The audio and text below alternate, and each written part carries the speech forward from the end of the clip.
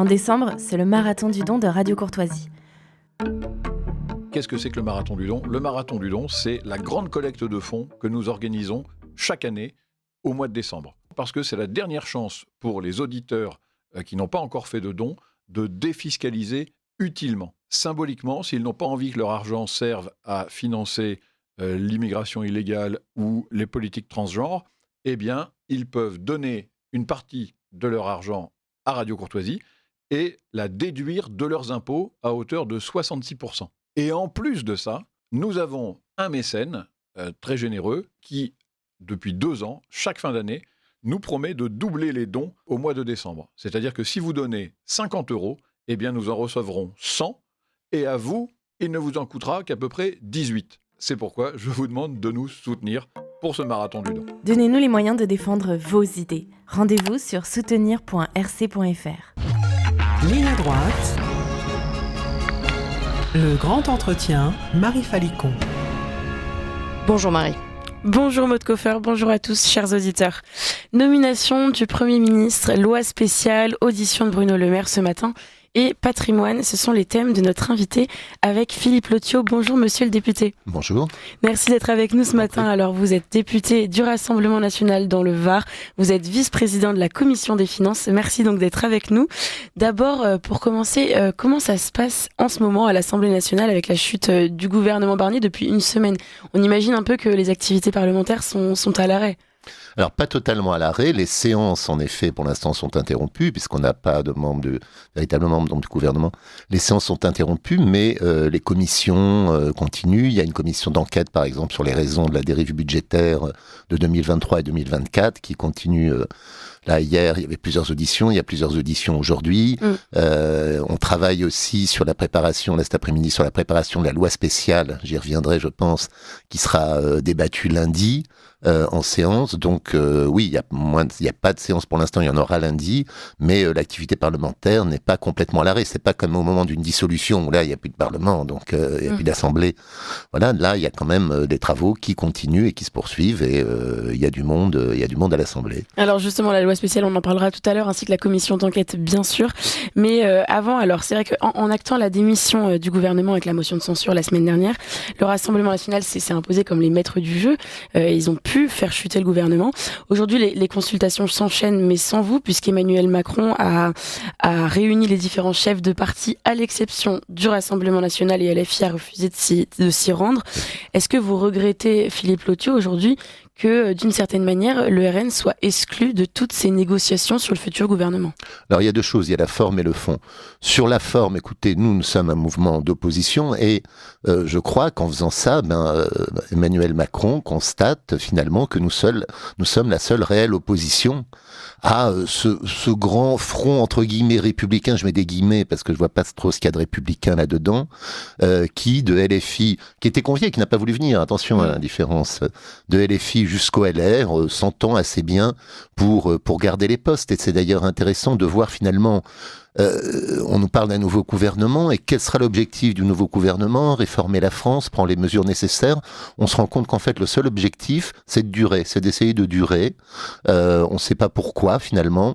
Le gouvernement tourne sur lui-même, en fait. Monsieur Macron tourne sur lui-même. Il n'y a pas de perspective pour le pays, il n'y a pas d'avenir tracé pour le pays. C'est comment on fait pour sauver nos places et pour durer, sauf qui peut, quitte à se renier intellectuellement, idéologiquement. On travaille avec tout et son contraire. Le but, c'est vraiment aujourd'hui de rester en place face à la montée, que je pense inéluctable, et d'ailleurs un des récents sondages l'a encore montré, du Rassemblement national qui s'affirme de plus en plus comme finalement la seule opposition par rapport à tous les partis rassemblés, comme ils l'ont été d'ailleurs en juillet dernier, au deuxième tour de l'élection législative, ce qui crée d'ailleurs la situation de confusion dans laquelle nous sommes. Il ne faut pas oublier que ce n'est pas la censure qui crée la confusion actuelle, c'est les alliances contre nature qui se sont opérées lors du deuxième tour des législatives. Alors si on comprend bien, cette instabilité justement politique, elle est pas prête d'en finir. Enfin, en tout cas, la situation n'est pas prête de stabiliser, puisque vous parlez de recyclage d'une certaine manière. Là, on peut s'attendre effectivement à un gouvernement comme avant, mélange de républicains, de socialistes, etc. Puisque aux dernières nouvelles, Jordan Bardella, lui, n'ambitionne pas d'aller à Matignon sans majorité. Ah, non, c'est pas. Puis on pourrait pas gouverner dans la situation actuelle. Je crois qu'il faut que les choses soient claires. Si on veut mener des réformes pour le pays, il faut pouvoir s'appuyer sur sur une majorité. C'est ce que nous avions dit aux législatives, c'est ce que nous dirons lors des prochaines législatives. On ne sait pas quand elles interviendront, elles peuvent intervenir à partir de juillet prochain. Nous verrons bien. Mais nous y sommes prêts, en tout cas nous y préparons, mais aujourd'hui on voit bien que c'est une fin de cycle, c'est quasiment une fin de règne. Je pense que là, d'ailleurs dès la fin de la première année du gouvernement Macron, on était déjà dans une fin de règne. Oui, au bout de 1 an sur 5, ouais, c'est vrai que ça fait peu. Alors la piste, donc là on va parler un peu des candidats, c'est vrai que la piste François Bayrou commence à être mise de côté. Il y a un nouveau nom qui circule depuis hier, c'est celui de Pierre Moscovici, donc qui pourrait être nommé Premier ministre. Alors ancien député socialiste, ministre des Affaires étrangères sous Chirac, puis de l'économie sous Hollande. Il a été commissaire européen et il est désormais président de la Cour des comptes. C'est un profil, ça, qui vous inquiéterait pour succéder à Michel Barnier, Philippe Lothiau ? Écoutez, on est de toute façon dans le même registre. Il n'y a pas de surprise. On a l'impression finalement là de l'intérieur que le choix du Premier ministre, la question n'est pas quel est le meilleur Premier ministre pour la France dans les mois à venir. Elle est plutôt quel est celui qui gêne le moins.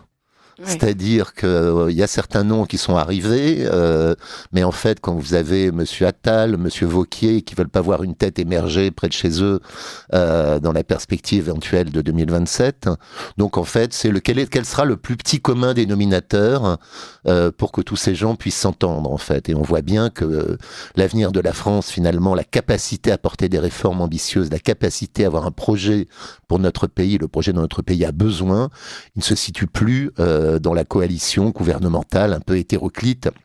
À partir du moment où vous aviez, par exemple, je prends le précédent gouvernement, on entendait dire, on a eu parfois des reproches sur la censure, on entend dire, mais regardez, par exemple, M. Retailleau dit des choses intéressantes sur l'immigration. C'est vrai. Mais à partir du moment où vous avez en face un ministre de la Justice qui dit tout le contraire, l'attelage ne peut pas fonctionner. Et concrètement, encore une fois, on a des discours, mais après, les mesures réelles et fondamentales dont on a besoin, on ne les a pas. Et ça risque d'être encore la même chose, d'avoir des gens un attelage de briques et de broc qui va essayer de fonctionner tant bien de mal, alors que ce soit M. Bayrou, M. Moscovici ou autre, finalement, on arrive au même résultat. Et le Rassemblement national ne serait pas hostile à censurer à nouveau, justement, selon le profil non seulement du Premier ministre, mais aussi du gouvernement, puisqu'on comprend bien que c'est pas parce qu'il y a Michel Barnier qu'on se satisfait de Didier Migaud à la justice. Oui. Écoutez, nous on ne censure pas par principe. On n'est pas arrivé, d'ailleurs il y a une première motion de censure que lorsque Michel Barnier a été nommé, qui a été lancée par la gauche, nous n'avons pas voté. On n'est pas, on veut pas le blocage du système, je crois qu'il faut être très clair là-dessus. On a censuré pourquoi ? On s'est pas levé un matin en disant on va censurer Monsieur Barnier. On avait une question, est-ce que vous êtes pour ou contre le projet de loi de finances de la sécurité sociale ? L'origine, c'est ça. Est-ce que vous êtes pour ou contre ? On avait un projet de loi de finances de sécurité sociale, comme nous allions avoir après un projet de loi de finances, qui avait plusieurs dizaines, je crois à peu près 40 milliards d'impôts et de taxes supplémentaires, qui pèseraient sur nos entreprises, qui pèseraient sur tous les Français, avec des taxes un peu zinzin sur l'eau, le sucre, ceci, cela, des taxes sur les véhicules, le neuf et d'occasion, enfin, de multiples taxes dans tous les sens, sur les fins d'allègement de charges pour des entreprises. On mettait la CSG et la CRDS sur les apprentis, enfin des exemples comme ça, il y en a des dizaines. Et on nous a demandé simplement, est-ce que vous voulez voter pour ou contre ce projet de loi de finances ? Monsieur Barnier engage sa responsabilité. Nous avions dit très clairement, et c'était pas une surprise, les gens ont l'air surpris un peu que nous censurions le gouvernement. Marine Le Pen, dès le discours de politique générale de Monsieur Barnier, avait dit, nous avons des lignes rouges, notamment le pouvoir d'achat des Français, la bonne survie de notre économie, dans un moment, rappelons-le, où l'année 2024 a vu un nombre record de faillites d'entreprises, 66 000 défaillances d'entreprises, c'est du jamais vu depuis des années. Donc si vous voulez, dans cette situation-là, nous avions des lignes rouges posées très clairement depuis le début. À partir du moment où le projet de budget, loi de finances de sécurité sociale, avec le déremboursement des médicaments, la désindexation partielle des retraites, touché au pouvoir d'achat des Français, touché à la bonne santé de notre économie, eh bien nous allons voter contre. Monsieur Barnier y a engagé son responsabilité, nous avons censuré. Vous voyez ce que je veux dire ? C'est cette logique-là. C'est pas on s'est levé le matin en disant on va censurer le gouvernement, contrairement parfois à ce qui a été dit. Donc, encore une fois, si demain nous avons à nouveau des textes qui nous paraissent mauvais pour la France, mauvais pour les Français, nous voterons contre. Si ce vote contre implique une censure, nous censurons. Mais encore une fois, nous n'en faisons pas une question de principe. Nous ne sommes pas là, on va censurer. On n'est pas pour le blocage. On n'est pas LFI, on n'est pas pour le blocage des institutions. On espère toujours un gouvernement qui prend des mesures adaptées pour les Français, qui sort de cette phase d'incertitude, parce que c'est vrai que les Français sont inquiets de cette incertitude politique, mais qui date de la dissolution. Et c'est vrai que l'inquiétude n'est jamais bonne pour les entreprises, n'est jamais bonne pour la consommation, n'est jamais bonne pour le moral des Français, n'est pas bonne pour nos agriculteurs. Donc il faut sortir de cette phase d'inquiétude et nous ne sommes pas pour le chaos, loin de là, mais pas à n'importe quel prix. Alors justement, si l'objectif n'est pas de bloquer mais bien de travailler à la suite, là il y a une loi spéciale qui a été examinée en Conseil des ministres et qui devrait être soumise donc au vote des députés lundi prochain, 16 décembre. Et en l'absence de budget, donc c'est un petit texte composé de 3 articles, c'est ça ? Tout à fait. Alors il est qualifié d'indispensable pour démarrer l'année 2025. Est-ce que vous, enfin c'est une solution à court terme, c'est pas pérenne. Tout à fait. C'est ce qui est prévu par la Constitution. C'est d'ailleurs, c'est le processus normal dans ce genre de situation. Il n'y a pas de projet de loi de finances, il n'y a pas de projet de loi de finances de la sécurité sociale. Il est prévu que le pays puisse continuer à tourner. Nous le savions. J'ouvre une parenthèse. C'est d'ailleurs complètement aberrant d'avoir vu des anciens responsables de la coalition gouvernementale, y compris une ancienne Premier ministre, aller dire sur des plateaux n'importe quoi. Les fonctionnaires ne seraient plus payés, il n'y aurait plus de carte vitale, sans qu'elle soit d'ailleurs reprise par un quelconque journaliste. C'est pas cette loi justement qui permet qu'il Si, justement. Ouais, voilà. Donc ça existe, c'est prévu, on le sait, tout le monde le savait. Ouais. C'est ce qui va se passer. On l'examine cet après-midi en commission des finances. Elle sera votée lundi. Nous voterons bien évidemment pour cette loi, parce que c'est la continuation normale des pouvoirs publics. Ça permet quoi, cette loi ? Ça permet essentiellement de pouvoir continuer à percevoir les recettes et d'engager des dépenses dans la limite des crédits de l'année dernière par 12e. Ça veut dire que le pays va continuer à fonctionner normalement dans les semaines à venir, ce qui était prévu et logique. Et ensuite, nous allons retravailler sur un projet de loi de finances pour que le pays soit doté d'une loi de finances. Donc ça va être en janvier, ça va être en février. Le pays aura une loi de finances et nous espérons cette fois-ci qu'elle sera moins catastrophique pour les Français, pour notre économie, que les projets initiaux de M. Barnier. Et alors justement, la loi de finances... C'est donc pas fatal de prendre celle de 2024. Vous allez la retravailler et vous pensez que vous pourrez aboutir avec les mêmes lignes rouges, justement ? Nous avons nos lignes rouges, elles sont claires. Nous n'en changeons pas. Vous savez, il y a des mouvements de la coalition, pour ne pas les nommer, on les entendait il y a 6 mois, ils disaient jamais d'augmentation d'impôts, jamais des indexations des retraites. On a retrouvé les discours. On voit bien ce que c'est devenu en cette occasion. Donc nous, on ne change pas d'avis toutes les semaines au gré du vent. Nos lignes rouges ont été fixées très clairement depuis des mois et des mois par Marine Le Pen. Nous continuons à les suivre. Voilà, faut pas toucher au pouvoir d'achat des Français, notamment des plus modestes d'entre eux, mais aussi des classes moyennes qui trinquent toujours au final, et puis la compétitivité de nos entreprises en rajoutant des charges dans un pays. Rappelons quand même que notre pays est un des champions du monde, d'une part de la dépense publique, d'autre part des prélèvements obligatoires sur les Français, sur les entreprises. Et quand on voit un projet de budget dans la situation dans laquelle nous sommes, 3 300 milliards de dettes en fin d'année, on nous raconte qu'il va falloir augmenter encore les dépenses publiques et augmenter encore les prélèvements obligatoires. À un moment, il faut être sérieux. Il faut se dire, il y a des voies et des moyens de réduire la dépense. Nous avons fait d'ailleurs un contre-budget avec un certain nombre de propositions de réduction de dépenses et de certaines augmentations de recettes ciblées. Évidemment, ce n'a pas été pris en compte, mais voilà, nous continuons sur notre ligne. Enfin, il n'y a pas de surprise, si vous voulez. Oui, vous aviez annoncé tout ça, effectivement, ces derniers mois. Et c'est assez inédit au Parlement, cette loi spéciale, juste pour qu'on ait bien ça en tête. On comprend qu'en tout cas le système est bien fait puisqu'elle elle a lieu comme prévu en cas de motion de censure et d'absence de budget. Mais ça c'est assez inédit. Je veux dire qu'il n'y a pas de budget pour la France les précédentes années. Vous êtes député depuis 2022.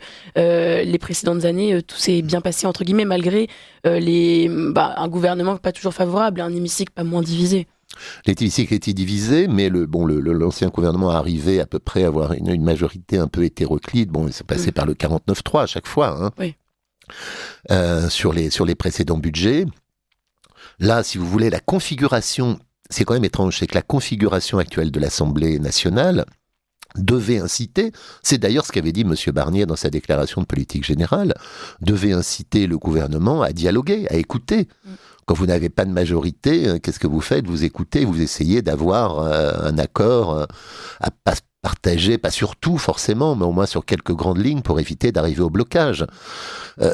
C'était clair depuis le départ. Le gouvernement, l'ancien gouvernement, le futur ex-gouvernement, si je puis dire, de M. Barnier, ne l'a pas fait. Nous avions posé clairement les choses sur la table et ce n'a pas été pris en compte du style finalement on se moque de tout ça, ce qui veut dire en gros on se moque de nos 11 millions d'électeurs. Non, on se moque pas de nos 11 millions d'électeurs et quand on est le premier parti de France, le premier parti représenté à l'Assemblée nationale, on estime que on doit un minimum de respect à nos électeurs. Il ne s'agit pas de nous, de notre petite gloriole personnelle, mais on est mandaté par les Français pour les représenter et on fait en sorte que ces Français soient écoutés. Et alors vous justement, en commission des finances, vous êtes amené, on l'a compris, à retravailler ce budget. En attendant, la commission des finances se transforme en commission d'enquête. C'est ça. Donc aujourd'hui, Bruno Le Maire, vers 9h ce matin, est auditionné par cette commission d'enquête de l'Assemblée nationale pour lever le voile sur le dérapage des finances publiques. Qu'est-ce que vous en attendez de cette commission d'enquête ? Alors c'est un peu particulier, en effet, il y a eu un dérapage important des finances publiques en 2023 et encore plus important en 2024. On a près de 50 milliards d'euros de dérapage finalement, essentiellement dû à des baisses de recettes, à des recettes prévues qui ne sont pas rentrées. En 2023 qu'en 2024, on peut reprendre les interventions lors des discussions sur les projets de loi de finances, nous avions dit, vous êtes en train de surévaluer la croissance, vous êtes en train de surévaluer les recettes, ça ne va pas se passer. On nous avait dit, en gros, vous n'y comprenez rien, vous allez voir ce que vous allez voir, on est les meilleurs, on est les plus forts. Vous aviez alerté déjà. On avait alerté, on peut reprendre ça, on avait très clairement alerté là-dessus, et malheureusement, c'est arrivé, c'est-à-dire qu'il y a eu encore une baisse de recettes par rapport à ce qui était attendu, encore plus forte qu'initialement annoncé. Voilà. Donc les projets de loi de finances, en fait, n'étaient pas réalistes. Alors on essaye de savoir, est-ce que c'est un problème de modèle de prévision ? Est-ce que c'est un problème politique ? On essaye donc, au sein de la commission des finances, constituée en commission d'enquête, de recevoir soit les différents responsables de Bercy, les directeurs des grandes administrations, du Trésor, du budget, directeur de la sécurité sociale aussi, et les anciens ministres. Bon, qu'est-ce qu'il en ressort à ce jour ? On va voir. Le problème quand on écoute Monsieur Le Maire, généralement, on verra bien ce qu'il en sera aujourd'hui, c'est qu'il a toujours tout bien fait. Oui, parce qu'il a déjà été auditionné il y a 1 mois, c'est ça ? Voilà, avant la fin du... il a toujours tout bien fait. Visiblement, si on écoute tout le monde, en fait, tout était bien fait et on a prévu des choses, c'est pas ce qui s'est passé, on a des super modèles, bon, ça n'a pas totalement fonctionné, enfin... Tout ça, on a l'impression de tourner un peu autour du pot. Je vous avoue très franchement que moi, ça me faisait penser à... La conclusion que j'en tirais, c'était cette citation de Pierre Dac qui disait « Les prévisions sont difficiles, surtout quand elles concernent l'avenir ». C'est à peu près ce que l'on est. Bon, moi, je crois quand même, à titre personnel, on verra bien ce que dira la commission d'enquête et ce qu'il en ressortira, qu'il y a eu une surévaluation des recettes pour donner l'impression que tout ça était maîtrisé en espérant que les choses allaient bien se passer. Malheureusement, quand vous avez une économie qui atone, quand vous avez une croissance qui ne tire plus des recettes, vous savez, on perd en productivité, on a une ubérisation de la société et des métiers aussi. Et auparavant, en gros, quand vous aviez 1% de croissance, vous aviez 1% d'évolution des recettes de l'État. Okay. Aujourd'hui, vous avez ce qu'on appelle une élasticité faible, c'est-à-dire qu'en gros, quand vous avez 1% de croissance, vous avez plus que 0,4% de croissance des recettes de l'État, parce que finalement, c'est une croissance à faible valeur ajoutée, si vous voulez, si je peux synthétiser rapidement. Donc, d'une part, il y a ce problème-là. D'autre part, on alerte par exemple depuis des mois et des mois sur la crise du logement et de l'immobilier. On est en plein dedans. Le gouvernement n'a rien fait depuis des mois et des mois. On commence à en parler aujourd'hui. Mais des centaines de milliers, des dizaines, voire plusieurs centaines de milliers de logements vendus en moins, c'est des milliards en moins de recettes pour l'État et également pour les départements. Enfin, tout ça, c'est quelque chose qui est su. Les défaillances d'entreprises, on ne le découvre pas. Donc, en effet, prévoir en même temps des recettes en hausse, alors que, par exemple, on prévoyait les hypothèses du projet de loi de finances, c'était la consommation des Français va augmenter sensiblement. Non. Dans un contexte d'incertitude, etc., les gens, quand ils le peuvent, je parle de ceux qui le peuvent, malheureusement, ont plutôt tendance à augmenter leur épargne, à augmenter leur consommation, à se constituer quelques réserves de précaution, quand vous savez pas trop de quoi l'avenir sera fait. Donc, en effet, c'est pas dans ces contextes-là que la consommation augmente, etc., etc. Donc voilà, on est en train d'essayer de tirer tout ça au clair. Mais je vous dis, dans un contexte où, à écouter tout le monde a tout bien fait, bien sûr. Ouais, c'est ça, tout le monde se dédouane et l'objectif, Voilà. c'est bien de mettre les responsables devant leurs actes. Voilà, c'est un peu l'idée. Et c'est amené à durer combien de temps concrètement? Est-ce qu'il y a une date de fin ou pas encore? Alors il y a une date de fin que j'ai plus en tête qui est prévue. De toute façon, une commission d'enquête peut pas durer, je crois, plus de 6 mois, enfin quelque chose D'accord. comme ça. Je veux pas vous le dire précisément. Il me semble que c'est ça. Donc je crois que ça doit être la date de fin, c'est avril. D'accord. Mais je pense qu'on a eu beaucoup d'auditions là. On aura beaucoup d'auditions dans la deuxième partie de janvier. Donc voilà, je pense que ça sera terminé. Les conclusions seront délivrées un peu avant avril. Ah ouais, Voilà. donc entre ça d'un côté plus le nouveau budget, enfin le futur budget à préparer, effectivement la commission des finances sera quand même vraiment mobilisée Oui, tout à fait. sur ce coup-là. Tout à fait. Alors on va parler évidemment de ce sondage justement. Vous l'avez évoqué tout à l'heure, ce sondage du Rassemblement national qui donc a le vent en poupe puisque une nouvelle étude donc IFOP fiduciale pour Le Figaro et Sud Radio donne Marine Le Pen entre 34 et 38% des voix au premier tour des prochaines présidentielles. Donc au premier tour, presque entre 35 et 34 et 38%. On sait qu'il n'y aura pas de présidentielle anticipée puisque Emmanuel Macron l'a répété évidemment, il ne démissionnera pas. Donc est-ce que Philippe Le Thiot, j'imagine que ce sondage évidemment ça vous conforte dans le vote de la motion de censure justement la semaine dernière malgré le pari on peut dire assez stratégique que ça a pu représenter? Disons, je crois qu'il faut revenir à l'essentiel. Vous savez, quand vous êtes amené à prendre certaines décisions, comme la censure d'un gouvernement, vous le faites, vous n'êtes pas en train de chercher quel va être mon bénéfice politique dans l'histoire. Est-ce que finalement, je vais avoir plus de voix, moins de voix? Je crois que ce qui nous guide, et ça, je crois que Marine Le Pen le rappelle régulièrement à juste titre, ce qui nous guide, c'est véritablement la défense des intérêts des Français. Voilà. Donc à partir du moment où un projet nous paraît mauvais pour les Français, on va voter contre. Si ça doit emporter une censure, on votera la censure. Voilà. Mais on ne calcule pas avant chaque vote quel va être le bénéfice politique de tel vote, etc. Parce que c'est comme ça qu'on en arrive à être des girouettes. Une fois on vote oui, l'autre fois on vote non, selon l'air du temps. Donc voilà, nous c'était... Voilà, je crois que c'est vraiment utile de le rappeler. Qu'est-ce qui va être bon pour les Français? Et fallait pas accepter ce projet de loi de finances sécurité sociale ni ce projet de loi de finances. Première chose. Et pour revenir à ce que vous dites, on nous avait dit oulala, mais les Français sont contre la censure. Vous allez voir, vous allez vous faire laminer, entre autres choses. Enfin, vous savez, une nuée de sauterelles devait s'abattre sur la France, le soleil arrêtait de se lever, etc. Bon, on voit bien que ce n'est pas le cas. On voit bien, je pense, qu'une grande majorité des Français comprend le pourquoi de cette censure, comprend que nous sommes là pour défendre leurs intérêts. Il y a des gens, en effet, qui nous critiquent pour l'avoir fait. Bon, c'est souvent des gens qui nous sont des opposants, et parfois des gens de bonne foi qui nous sont plutôt favorables, qui disent on comprend pas pourquoi vous avez voté la censure, mais parce qu'à force, vous savez, vous avez tout un ensemble de médias, comme je disais tout à l'heure, où vous entendez un peu tout et n'importe quoi, donc les gens parfois jouent sur les peurs.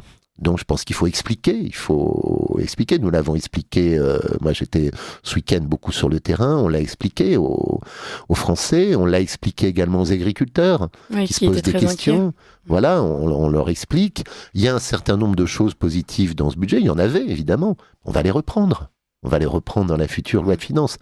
Donc, en tout cas, ce sondage pour les présidentielles, bon, c'est un sondage, on est à 2 ans et demi de la prochaine présidentielle. Mais je crois illustre, en tout cas, que nous sommes sur une phase, que nous continuons à être, comme depuis plusieurs années, sur une phase ascendante. Vous savez, la politique, c'est le temps long. On passe pas de 30 à 50% en une semaine. Mais petit à petit, on le voit bien, nos idées prennent de l'ampleur chez l'ensemble des Français, et on voit bien que nous progressons petit à petit vers le pouvoir, ce qui est évidemment notre souhait et ce qui nous paraît aujourd'hui nécessaire pour notre pays. Parce que vous parlez effectivement de défendre les intérêts des Français. Vous l'avez dit, il reste 2 ans et demi avant les prochains scrutins, puisque outre les présidentielles de 2027, oui. Emmanuel Macron a précisé d'ailleurs cette semaine qu'il n'y aurait pas de dissolution contre toute attente entre guillemets dans les deux prochaines années, voilà. Donc d'ici 2027 aussi. Ça veut dire que l'hémicycle va continuer d'être assez divisé, que vous allez continuer à devoir travailler avec ces autres groupes à l'Assemblée nationale sans pouvoir peut-être vraiment faire avancer la législation pour les Français. Est-ce que ça c'est tenable de se dire bon, c'est vrai, jusqu'en 2027 a priori il n'y a pas de dissolution, on reste en l'état? Alors, 3 choses. Premièrement, je commençais par la palissade. En effet, quand on est de l'opposition, on n'a pas de majorité. Donc, on ne fait pas passer nos projets. Notre but va quand même être de porter la parole des gens qui nous ont élus et de dire qu'il y a des lignes à ne pas franchir. Il ne faut pas toucher à leur pouvoir d'achat et d'essayer de faire passer un certain nombre d'idées. On se heurte au sectarisme. C'est sûr qu'on se heurte au sectarisme d'un système en place, quand nous proposons des lois pourtant bonnes pour les Français, généralement partagées quand vous écoutez les uns et les autres. Que ce soit, par exemple, nous avions proposé lors de notre niche, entre guillemets, je précise, la niche parlementaire. La niche parlementaire, c'est la journée où un groupe fait l'ordre du jour. Voilà. Nous avions proposé, il y a un an, projet de loi de lutte contre l'endométriose, bien sûr, qui est un sujet partagé. Nous avons proposé cette année un projet de loi pour faciliter l'expulsion des délinquants étrangers. On entend, c'est partagé, à part par l'extrême gauche, mais sinon c'est partagé. Eh bien, nous avons une sorte d'union sacrée du système de manière totalement sectaire, qui, même s'ils sont d'accord sur le fond, vont trouver des raisons pour pas voter. Bon, c'est assez stupide, je pense que les Français ne sont pas dupes. Malgré tout, je pense qu'on a un pouvoir d'influence et aussi un pouvoir justement de fixer des lignes. On n'aurait pas été là lors de la discussion sur le budget. On avait un budget qui dit rembourser les médicaments, qui désindexait les retraites, qui augmentait largement les charges des entreprises. Il y a eu un certain nombre de concessions, pas suffisantes, parce qu'on ne se contente pas de miettes, mais qui ont déjà été faites. Et je pense que là, par exemple, au 1er janvier, les retraites vont augmenter de 2,2%, très clairement. Bon, on n'aurait pas été là, ça n'aurait pas été le cas. Donc voilà, en tant qu'opposition, on joue quand même un rôle. Et puis, bon, évidemment, le but est d'arriver, bien évidemment, au pouvoir pour mettre en place les idées qu'on propose aux Français. Mais d'ici là, on va essayer de limiter les dégâts de Monsieur Macron autant que faire se peut. Alors, il nous reste quelques minutes à peine, Philippe Lothiau, et justement pour rester sur une note peut-être positive, peut-être une des rares d'ailleurs, vous nous le direz, pour le mandat en tout cas d'Emmanuel Macron, à savoir la réouverture de Notre-Dame de Paris. Oui. Est-ce que pour vous, c'était un succès d'abord, parce que vous êtes engagé, on le sait, sur les questions du patrimoine pour le groupe du Rassemblement National? Tout à fait. Donc, faut dire que je crois que c'était le général Gergoin, qui malheureusement est décédé, qui était chargé de piloter les opérations de reconstruction, avait dit, quand on avait été dit, il faut que ça sorte dans 5 ans, avait dit, c'était Stéphane Bern qui rapportait ça, avait dit, c'est impossible, mais c'est un ordre, donc je le ferai. Je crois qu'il faut lui rendre hommage de l'avoir fait. Je crois que c'est quelque chose qui montre le talent aussi qu'on a en France. Enfin, je veux dire, les tailleurs de pierre, tous les métiers d'art qui ont été mobilisés pour redresser Notre-Dame, ça montre aussi l'immense élan de générosité et de solidarité des Français. D'une part, des grandes entreprises, il faut le citer, il y a un certain nombre de grandes entreprises régulièrement critiquées par certains qui ont quand même donné plusieurs 100 voire 200 millions pour la réparation de Notre-Dame. Et il y a des dizaines de milliers de Français qui ont donné aussi pour permettre à Notre-Dame de se relever. Et je crois qu'il y a eu un magnifique travail qui a été fait. J'ai vu que les images, je ne suis pas allé sur place, mais ça ne saurait tarder. Et je crois qu'il y a un magnifique travail qui a été fait. Je crois qu'il y a eu aussi un combat qui a été mené pour qu'on puisse retrouver à l'identique. Ça a été, autant que faire se pouvait, évidemment. Sans modifier, effectivement, voilà, sans modifier l'essentiel. Voilà. Il y a encore un problème sur les vitraux. Je crois que M. Macron veut à tout prix oui, je crois que la question est toujours en suspens, des vitraux. C'est malheureux d'en arriver là, mais pour l'essentiel, ne gâchons pas cela. Pour l'essentiel, je crois que c'est un très beau succès et ça montre qu'il y a vraiment des talents et un savoir-faire magnifique dans notre pays. Et puis, je crois que ça nous redonne un petit peu de goût. Je vois que vous parliez tout à l'heure des rabat-joie, entre autres, pour ne prendre que ce terme-là, qui contestent nos traditions et nos crèches. Et je pense que c'est un magnifique signe de montrer quand on sait s'élever finalement spirituellement, intellectuellement, spirituellement, on peut faire des choses magnifiques. Et je crois que c'est peut-être un message aussi. Sachons nous élever un peu intellectuellement et sachons nous élever aussi spirituellement. Et je pense qu'on arrivera à faire de grandes choses ainsi. Alors peut-être en quelques secondes pour conclure justement sur ce thème, Philippe Lothiau, la question qu'on peut se poser, ce qu'on aimerait en tout cas, c'est un peu plus jamais ça. Et justement, vous aviez lancé vous étiez dans une mission pour la sécurité incendie des églises. Est-ce que vous pensez que les responsables politiques ou alors en règle générale ont pris conscience justement de toutes les failles peut-être dans tous ces systèmes pour pas que Notre-Dame brûle à nouveau, Notre-Dame ou d'autres, l'église des Saint-François à Montpellier hier? Alors, il y a une prise de conscience, il y a eu un plan, le ministère de la Culture a lancé un plan sécurité cathédrale que j'ai été amené à évaluer. Il faut dire que ce plan est bien, il marche bien, il faut le dire. Il y a vraiment eu des choses qui ont été faites sur les cathédrales appartenant à l'État. Oui. Après, sur les anciennes cathédrales ou sur les grandes basiliques, je prends par exemple Laon, ce n'est plus une cathédrale, c'est une ancienne cathédrale, c'est plus une cathédrale au sens propre du terme. Tout ça, ça appartient. Prenez les basiliques Lisieux, Vézelay, qui sont des monuments extrêmement importants, appartiennent aux collectivités locales et sont pas concernés par ce plan. Or, on sait que la sécurité nécessite beaucoup de moyens. Et alors, je parle même pas des petites églises, notre petit patrimoine religieux. Aujourd'hui, malheureusement, on voit bien qu'il y a des défaillances en termes de sécurité incendie. Les équipements sont au mauvais état. Il peut y avoir des courts-circuits, etc. En plus, il y a de la malveillance, soyons clairs. Oui. Il y a aussi des gens qui s'en prennent à nos édifices religieux, on le sait, on le voit, et malheureusement de plus en plus. Donc il y a un véritable travail de mise en sécurité à faire, et ça veut dire un investissement massif. Et là aussi, je crois qu'il va falloir compter sur les entreprises, sur le mécénat, sur les Français, et aussi sur les élus locaux. Bon, pas compter que sur l'État, même s'il faut que l'État mette davantage de moyens, un investissement massif pour sauvegarder notre patrimoine religieux local. Là aussi, c'est notre tradition, c'est notre civilisation, et comme nos crèches, finalement, c'est notre vie. Merci Philippe Lothiau. On arrive malheureusement au bout de cette émission. Je rappelle que vous êtes député du Rassemblement national. Merci encore et à très bientôt.